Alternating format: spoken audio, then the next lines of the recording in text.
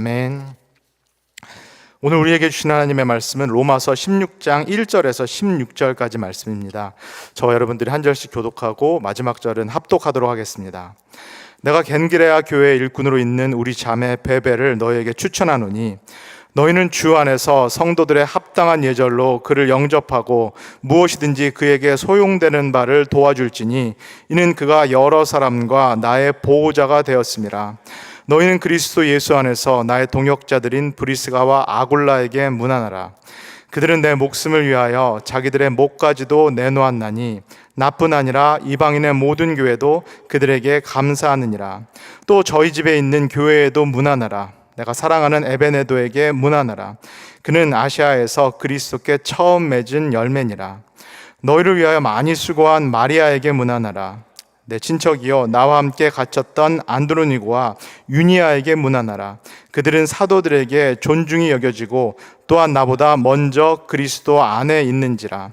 또 주 안에서 내 사랑하는 암블리아에게 문안하라. 그리스도 안에서 우리의 동역자인 우르바노와 나의 사랑하는 스다고에게 문안하라. 그리스도 안에서 인정함을 받은 아벨레에게 문안하라. 아리스도블로의 권속에게 문안하라. 내 친척 헤로디온에게 문안하라. 나기수의 가족 중 주 안에 있는 자들에게 문안하라. 주 안에서 수고한 드루베나와 드루보사에게 문안하라. 주 안에서 많이 수고하고 사랑하는 버시에게 문안하라. 주 안에서 택하심을 받은 이븐 루포와 그의 어머니에게 문안하라. 그의 어머니는 곧 내 어머니니라. 아순그리도와 블레곤과 허메와 바드로바와 허마와 및 그들과 함께 있는 형제들에게 문안하라. 빌롤로고와 율리아와 또 네레오와 그의 자매와 올lum바와 그들과 함께 있는 모든 성도에게 문안하라. 너희가 거룩하게 입맞춤으로 서로 문안하라. 그리스도의 모든 교회가 다 너희에게 문안하느니라. 아멘.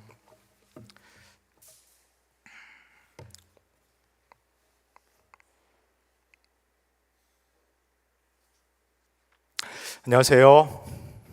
토요 아침 예배에 나오신 모든 분들을 주님의 이름으로 환영합니다. 로마서 강해 매일 만나 또 설교가 마쳐지는 시점이고 오늘이 제가 로마서 강해 설교를 하는 마지막 날입니다. 오늘이 제가 설교를 하는 마지막 날인데 하필 저에게 주어진 본문이 설교하기에 대략 난감합니다. 그래서 우리 성도님들이 또 제 걱정을 하시는 분들이 계시리라 싶습니다.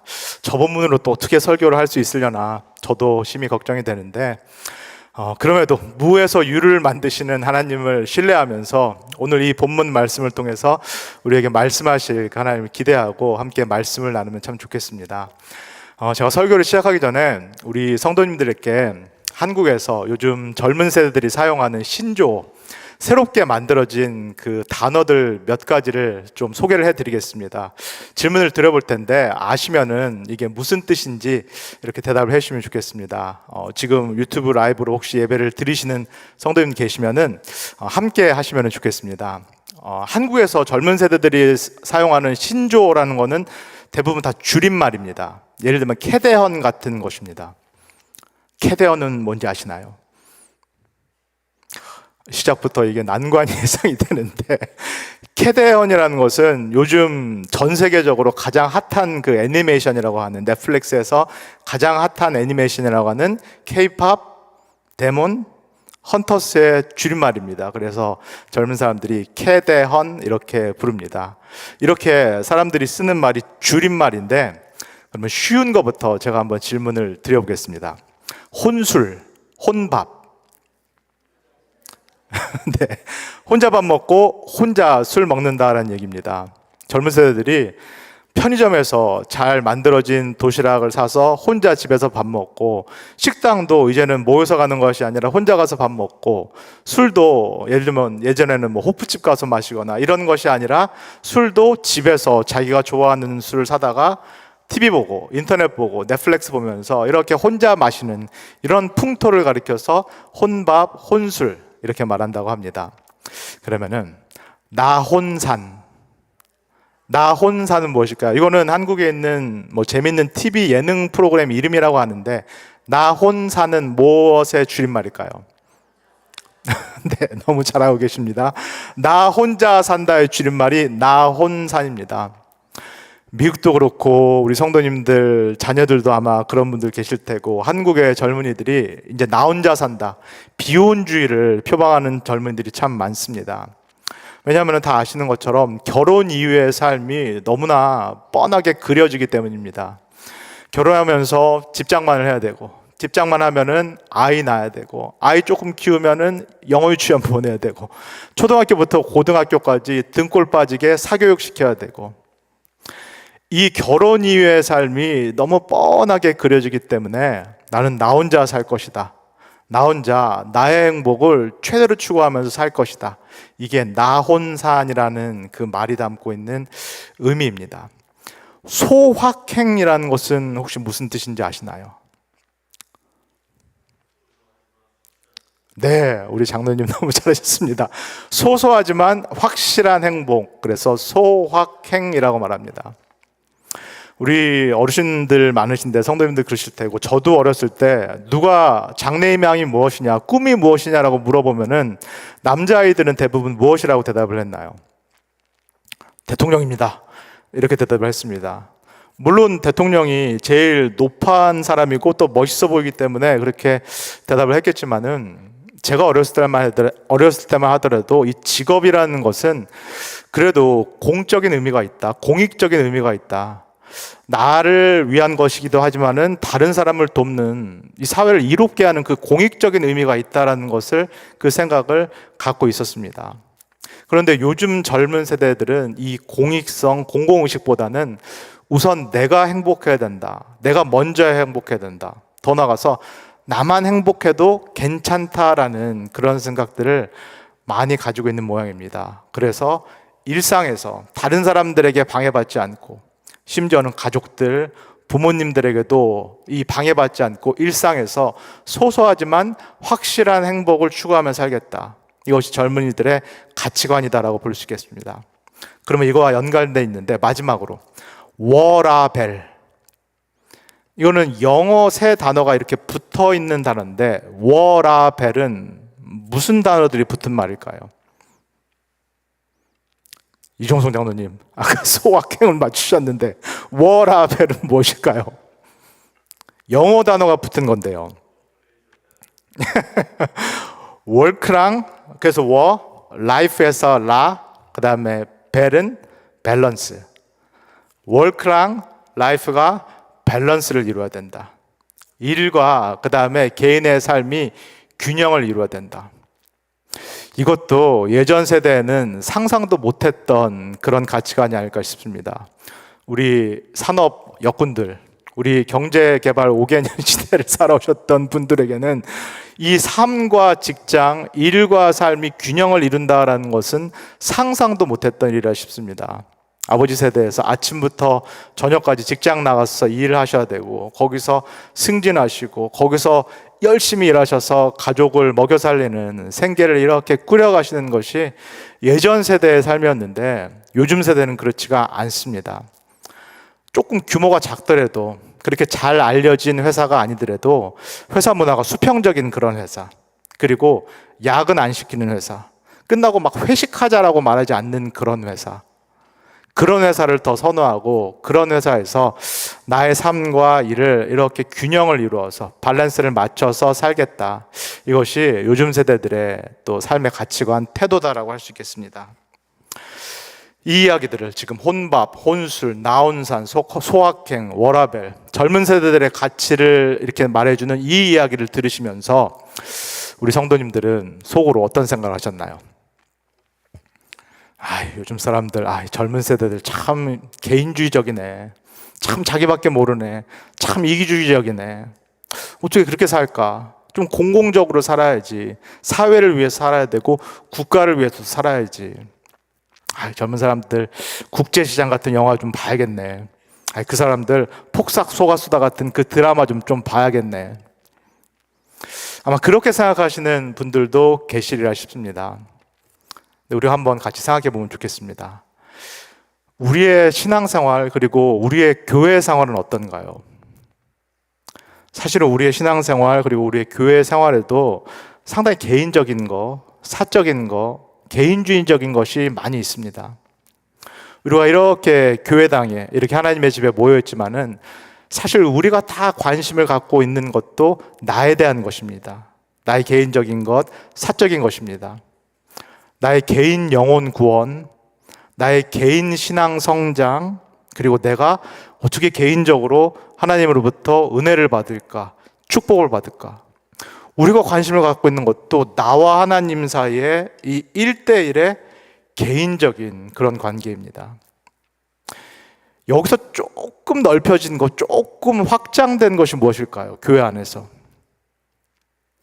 그게 바로 구역이고 목장이고 셀이고 순이고 다락방입니다.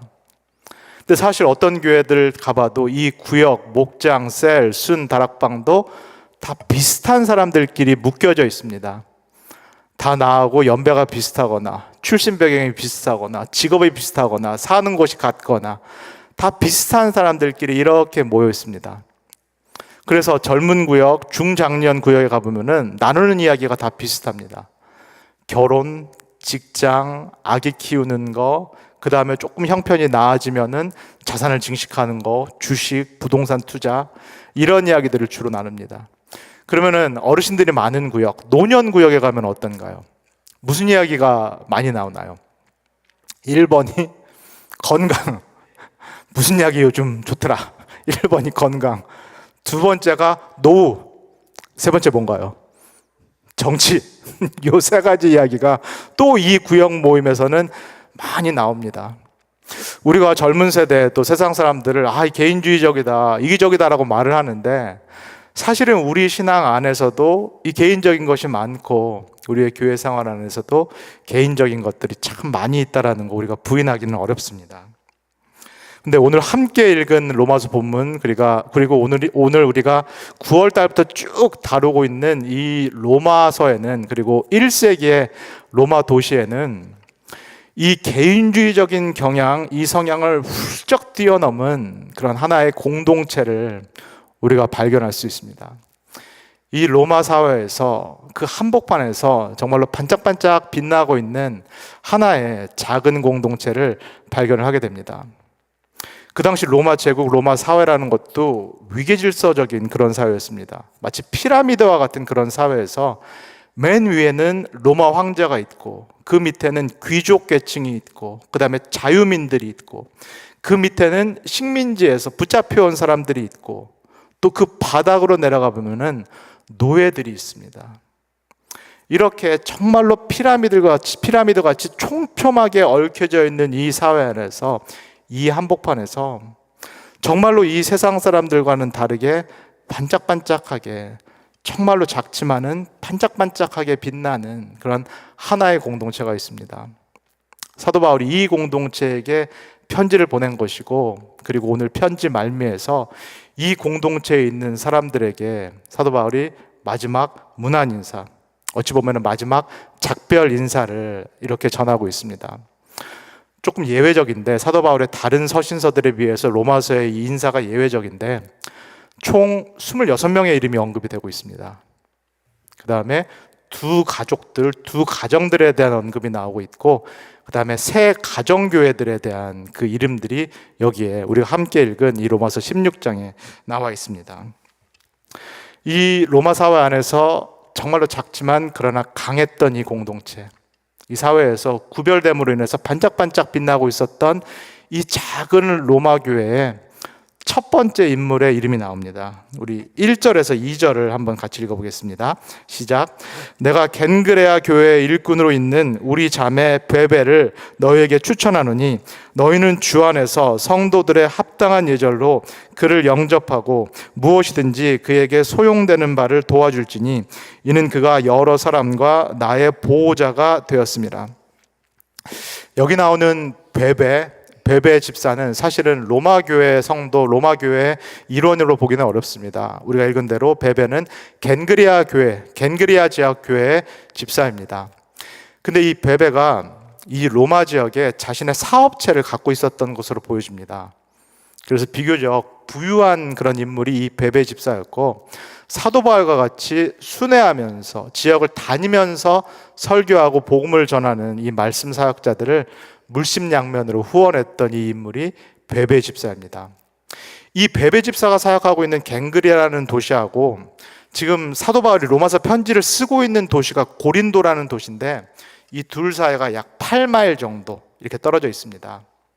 그래서 이 베베 집사가 이 사도 바울이 고린도에서 쓴 이 로마서 편지를 이 베베 집사가 받아서 로마 교회에 전달했을 가능성이 매우 높습니다. 그리고 이 베베 집사가 우리가 읽은 이 로마서 편지를 직접 로마 교회에서, 이 흩어져 있는 가정 교회에서 예배 중간에 예배 시에 이 베베 집사가 직접 낭독해 줬을, 직접 읽어 줬을 그 가능성도 매우 높습니다. 그래서 지금 사도 바울이 로마 교회 성도들에게 이렇게 권면을 하고 있습니다. 베베 집사가 지금 로마 교회, 당신들 교회에 갈 텐데 마치 나를 맞이하는 것처럼 맞이하라.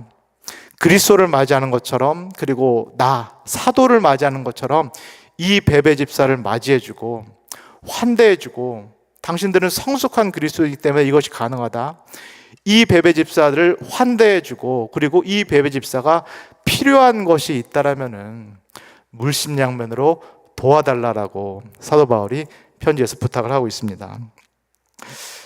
이 3절에서 7절까지는 실제로 로마 교회 성도들에 대한 바울의 언급이 이어지는데 3절에서 7절까지 나오는 이 사람들은 바울이 개인적으로도 잘 알고 있는 사람들입니다. 그 첫 번째 대표적인 인물이 3절에서 4절까지 나옵니다. 저희가 여기를 한번 읽어보겠습니다. 시작. 너희는 그리스도 예수 안에서 나의 동역자들인 브리스가와 아굴라에게 문안하라. 그들은 내 목숨을 위하여 자기들의 목까지도 내놓았으니 나뿐 아니라 이방인의 모든 교회도 그들에게 감사하느니라. 브리스가와 아굴라는 로마 출신이고 부부 선교팀입니다. 그리고 이 부부 선교팀의 사역에 대해서는 사도행전 18장에서 자세히 나와 있습니다. 이 브리스가와 아굴라 이 부부 선교팀도 바울이 고린도에 있을 때, 고린도에서 사역했을 때 만났었고, 이 브리스가와 아굴라라는 부부 선교팀하고 바울이 공통점이 있습니다. 이 부부 선교팀하고 바울이 다 오늘날 표현하면은 이중직 사역자인데, 이 둘이 다 텐트를 만드는, 천막을 만드는 그 일로 자신의 생계를 유지하는 이 이중직 사역자라는 그런 공통점을 갖고 있습니다. 그리고 바울이 여기서 언급한 것처럼 이 브리스가와 아굴라 부부가 바울의 목숨을 구해준 적이 한 번 있습니다. 사도행전 19장에서 이 에베소라는 도시에서 폭동이 일어났을 때, 92년에 LA에서 폭동이 일어난 것처럼 이 에베소 도시 전체에서 폭동이 일어났을 때 이 브리스가와 아굴라 이 부부 선교팀이 여기 바울이 말한 것처럼 자신의 목을 내놓고 자신의 목숨을 걸고 바울을 구해준 적이 있습니다.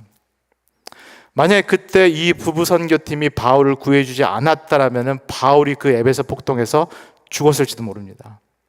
그러면은 바울이 더 이상 복음을 전할 수 없고 교회를 개척할 수 없고 이방 교회들을 도울 수가 없습니다. 그래서 바울이 여기서 로마 교인들에게 권면하는 것은 사실은 브리스가와 아굴라 때문에 내가 생명을 건졌고 선교 사역을 계속할 수 있었다. 그래서 당신들 교회 같은 이방 교회들을 내가 섬길 수 있다. 그래서 브리스가와 아굴라에게도 문안하라, 감사하라라고 지금 바울이 권면을 합니다. 로마 교회가 이 로마 사회에서 반짝반짝하게 빛날 수 있었던 이유는 이렇게 믿음이 좋고 그 다음에 후원을 할 수 있는 능력이 있는 이 반짝반짝 빛나는 보석과 같은 그런 사람들, 그런 성도들이 이 안에 있었기 때문입니다. 그런데 이 작은 공동체가 정말로 두드러질 수 있었던 이유, 정말로 반짝반짝하게 그곳에서 빛날 수 있었던 그 이유는 이 교회 구성원들이 참 다양한 사람들로 그렇게 뭉쳐져 있기 때문입니다. 교회가 갖고 있었던 다양성 때문입니다. 7절에서 9절까지를 한번 읽어보겠습니다. 시작. 내 친척이요 나와 함께 갇혔던 안드로니고와 유니아에게 문안하라. 그들은 사도들에게 존중이 여겨지고 또한 나보다 먼저 그리스도 안에 있는 자라.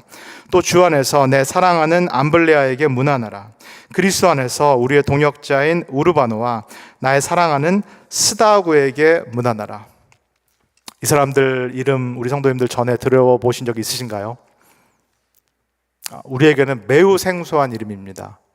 성경 어디에도 등장하지 않는, 로마서 여기에만 등장하는 그런 이름들이고, 사도 바울의 다른 서신서들에도 나오지 않는 그런 이름들입니다. 한마디로 이름 없는 무명의 그리스도인들입니다. 무명의 평신도들입니다. 여기서 중요한 것은 이 무명의 그리스도인들, 로마 교회의 무명의 평신도들이 다 다양한 사람들, 출신이 다르고 배경이 다르고 혈통이 다르고 갖고 있는 직업이 다르고, 그리고 그 당시 사회에서 신분이 다른 그런 사람들로 모여져 있다는 사실입니다. 이 사도 바울이 언급하고 있는 안드로니고와 유니아는 혈통적으로는 바알과 똑같은 유대인 출신입니다. 근데 로마 제국과 같은 이 외국에서, 헬라 문화권에서 오래 살았던 그 유대인들입니다. 그래서 성경에서는 헬라파 유대인이라고 부르고, 우리가 요즘은 디아스포라 유대인 이런 말로 표현하는 그 사람들이 바로 안드로니고와 유니아입니다. 그리고 바울이 사랑하는 암블리아, 그리고 나의 동역자다라고 부르는 우르바노는 이방인 출신들입니다. 이 사람들은 혈통적으로 유대인이 아닙니다. 놀라운 것은 이 사람들의 신분이 그 당시 로마 사회에서는 노예입니다. 노예 아니면은 계약 기간이 끝나서 풀려난 그런 사람들, 아니면은 여전히 고위 관료들 또는 귀족 집에서 하인으로서 일하는 사람들, 이런 사람들이 로마 교회 안에 많이 들어와 있는 그런 상황입니다.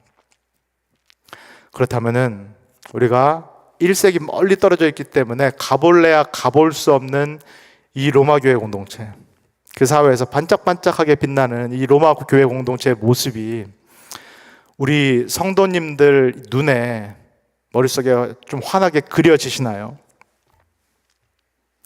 이 교회가 사도 바울이 갈라디아서 3장 28절에서 말하는 그 공동체의 비전이 실제로 실현된, 실제로 구현된 그런 공동체입니다. 예수 그리스도 안에는 남자나 여자나, 자유자나 종이나, 유대인이나, 그리고 헬라인이나 이방이나 차별 없이 예수 그리스도 안에서는 하나를 이룰 수 있다.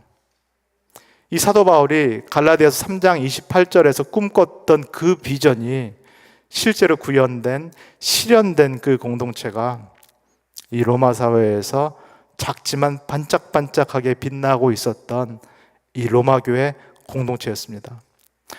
남자와 여자 사이에 차이가 없어졌다는 얘기가 아닙니다. 유대인과 헬라인 사이에 차이가 없어졌다, 자유자와 종 사이에 차이가 없어졌다는 이야기가 아닙니다. 이 안이 그래서 무질서했다라는 이야기도 아닙니다. 차이가 없고 차별이 없어서 무질서했다라는 이야기도 아니고, 이 각자가 갖고 있었던 그 개성이 다 지워졌다, 개성이 다 하나로 말살됐다라는 이야기가 아닙니다. 오히려 그 반대입니다. 각자가 갖고 있는 그 차이가 있는 그대로 받아들여지고 존중되고, 각자가 갖고 있는 그 개성이 있는 그대로 존중되는 어떤 그런 공동체. 그러나 각자가 하나님으로부터 받은 그 은사가 활용되는 공동체. 그래서 베베 같은 집사가, 브리스 같은 이 여성이 이 교회 공동체에서는 지도자로 활동할 수 있는 그런 공동체. 밖에서는, 세상에서는 노예 신분이지만은, 다른 집에 하인으로 살고 있는 그런 신분이지만은, 이 교회 공동체 안에서는 지도적인 역할을 할 수 있는, 리더십의 역할을 맡을 수 있는 그 공동체가 바로 1세기의 로마 교회 공동체였던 것입니다. 이것이 어떻게 가능했을까요? 21세기에도 만들기 힘든 이런 공동체가 그 옛날 1세기에, 그것도 정말로 피라미드와 같은 이 로마 제국 한복판에서 도대체 이런 공동체가, 이 반짝반짝 보석 같은 공동체가 도대체 어떻게 가능을 했을까요? 이 공동체가 세상 공동체, 세상 나라와 다른 공동체이기 때문입니다. 이 공동체는 이미 복음을 받아들인 사람, 그리고 복음을 받아들여서 그것을 체화하고 있는 사람, 자기화하고 그것을 살아내고 있는 사람들이 모인 그런 공동체였기 때문입니다. 그래서 밖에 있었던 그 신분이라든가 밖에서 갖고 있었던 그 지위가 여기서는, 세상에서는 절대적이지만 여기서는 바뀔 수 없지만 이 교회 공동체 안에 들어오면은 그 지위를 존중하면서도 그 지위가 상대화될 수 있는 그런 공동체를 이 로마 교회가 이루었던 것입니다. 이 교회 공동체는 그리스도를 머리로 두고 있기 때문에 하나님이신 그리스도께서 이 땅에 내려오셨고 종의 형체로 내려오셔서 가장 낮은 사람을 섬길 수 있었다. 그게 정말로 하나님의 능력이고 그게 정말로 힘을 갖고 있는 사람의 본보기다. 이것을 교회 공동체가 봤기 때문에, 알기 때문에 노예와 하인과 같은 사람이 이곳에서는 지도력을 발휘할 수 있고, 그리고 베베와 같이 사회에서는 영향력을 발휘할 수 있는, 사회에서는 힘을 쓸 수 있는 사람이 오히려 많은 사람들을 밑에서, 뒤에서 섬기고 서포트할 수 있는 그런 역할이 가능했던 것입니다. 세상에서는 눈 씻고 찾아볼래야 찾아볼 수 없는 그런 공동체. 그러나 로마 교회 한복판에서 실제로 있었던 이 반짝반짝 빛났던 작은 공동체. 그래서 이 공동체에서만 가능했던 한 가지 일이 있습니다. 우리 마지막으로 16절을 읽겠습니다. 시작. 너희가 거룩하게 입맞춤으로 서로 문안하라. 그리스도의 모든 교회가 다 너희에게 문안하느니라. 우리가 주일 예배 때 사랑의 교제, 사랑의 나눔을 이렇게 나누고 서로 악수하고 인사하는 것처럼, 그리고 미국 교회에서도 서로 사랑의 교제, 영어로 저희가 Peace be with you 이렇게 말하면서 서로 악수하고 이렇게 허그하는 것처럼 이 로마 교회 공동체에도 서로 입맞춤을 하면서 문안을 건넸습니다. 예배 시에 서로 입맞춤을 하면서 문안을 건넸고, 이런 방식이 이 로마 교회에서, 서방 교회에서 2세기 이후부터는 이렇게 제도로 만들어집니다. 예배 때 서로 입맞춤하고 문안을 하는 이 방식이 이 서방교회에서는 제도로 만들어집니다. 이들이 서로 입맞춤하면서 인사를 나눌 때 무슨 말을 건넸을까요? 평화입니다. 평화, 샬롬입니다. 제가 좋아하는 한국말, 안녕입니다. 밖에서는 서로 인사 또는 눈도 못 맞출 그런 사이들인데, 세상적인 신분 차이 때문에, 이 계층 계급 차이 때문에 인사는커녕 눈도 못 맞출 그런 사람들인데, 이 교회 공동체 안에서는 서로를 형제요 자매로 부르면서 평화, 샬롬, 그리고 안녕을 나눌 수 있는 그런 공동체. 이미 예수 그리스도께서 십자가에서 죽으시고 부활하심으로써 하나님과 인간 사이에 막힌 담이 허물어졌고, 그래서 하나님과 인간 사이에도 우리가 이제는 평화, 샬롬, 안녕을 말할 수 있고, 그리고 이 십자가 때문에 사람과 사람들 사이에, 유대인과 이방인, 남자와 여자, 자유자와 종 사이에 이제는 평화, 이제는 샬롬, 이제는 안녕이 이루어졌기 때문에 이것을 충만히 누릴 수 있는, 서로 간에 이것을 기뻐하고 즐거워할 수 있는 그 공동체가 1세기의 로마 사회에서 드디어 만들어진 것입니다. 그 어떤 인간적인 노력도, 그 어떤 인간의 혁명도 이룰 수 없었던 그 이상적인 공동체, 최초의 다국적이고 다문화적이고 다언어적이고 다혈통적이고 다인종적이고 그 다음에 다세대적인, 이전까지는 존재할 수 없다라고 믿어졌던 정말로 이상적인 그 공동체가 1세기에 로마 사회에서 드디어 만들어진 것입니다. 혼밥과 혼술, 그리고 나온산, 소확행, 그리고 워라벨로 대표되는 이 21세기 사회에서, 오늘 시대에서 1세기의 이 로마 교회와 같은 반짝반짝 빛나는 그 공동체를 꿈꾸는 것은 더 이상 무리일까요? 더 이상 너무 큰 꿈일까요? 이미 갈라질 대로 갈라져 있는 이 미국이라는 나라, 4분의 5로 찢겨진 이 한국이라는 사회, 분열과 갈등이 넘쳐나는 그 시대, 심지어는 기독교인들, 교회, 또 목회자들도 그러나 이 분열과 갈등에 기름을 붓고 부채질을 하고 있는 이 상황에서, 이 시대에서 이 로마 교회와 같은 반짝반짝 빛나는 그런 공동체를 그려보는 것, 꿈꿔보는 것은 더 이상 무리일까요?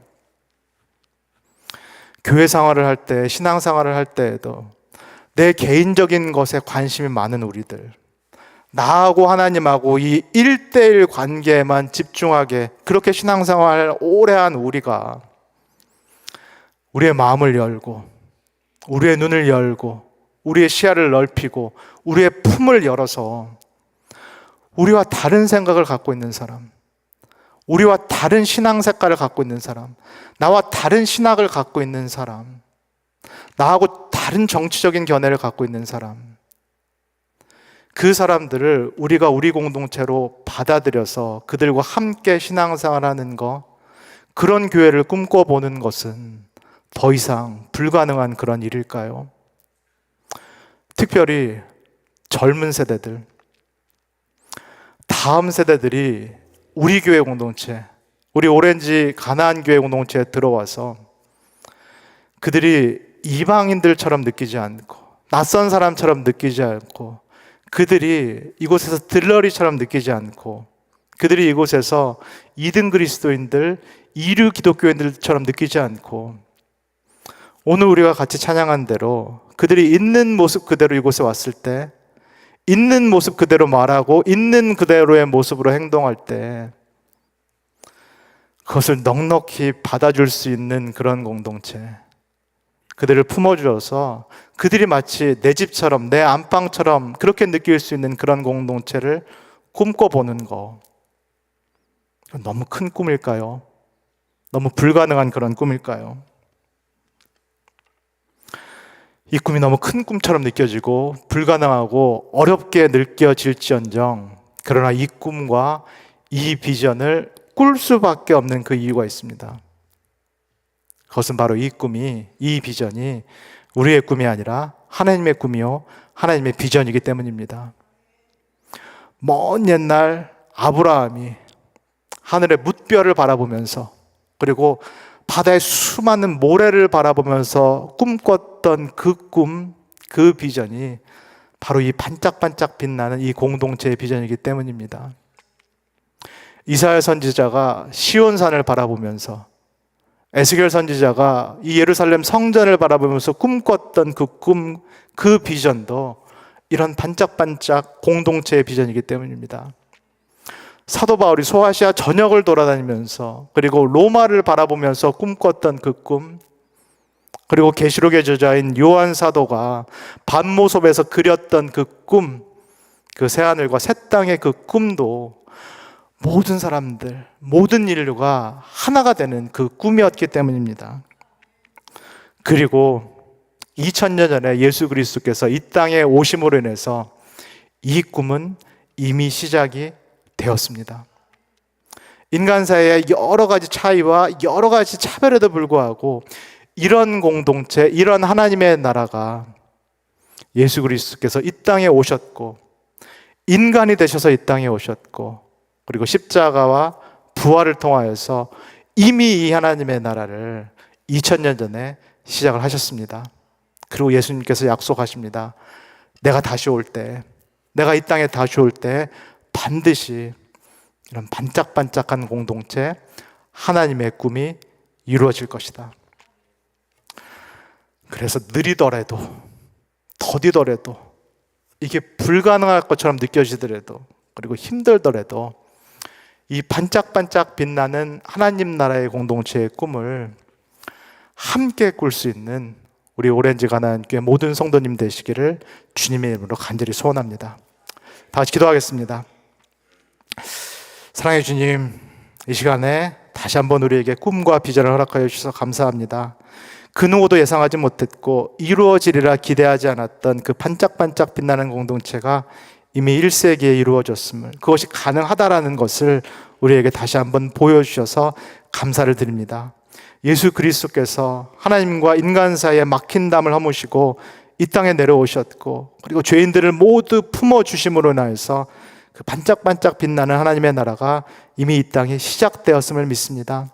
하나님 아버지, 분열되고 갈등된 세상을 바라보지 않게 하시고 이미 시작된 그 하나님의 나라를 믿음으로 바라볼 수 있도록 우리의 눈을 열어주시옵소서. 하나님 아버지, 우리의 교회 공동체가 이 세상 한복판에서 그런 교회 공동체가 되기를 소원합니다. 세상에서는 맛볼 수 없지만, 세상에서는 기대할 수 없지만, 그러나 하나님께서 원하시고 기대하는 그 복된 공동체가 우리 오렌지 가나안 교회 공동체가 될 수 있도록 우리 모두를 축복하여 주시옵소서. 감사드리며 예수님의 이름으로 기도합니다. 아멘. 주기도문 하시고 각자 기도하도록 하겠습니다. 하늘에 계신 우리 아버지여, 이름이 거룩히 여김을 받으시오며 나라에 임하옵시며 뜻이 하늘에서 이룬 것 같이 땅에서도 이루어지이다. 오늘날 우리에게 일용할 양식을 주옵시고 우리가 우리에게 죄진 자를 사하여 준 것 같이 우리의 죄를 사하여 주옵시고 우리를 시험에 들게 하지 마옵시고 다만 악에서 구하옵소서. 나라와 권세와 영광이 아버지께 영원히 있사옵나이다. 아멘.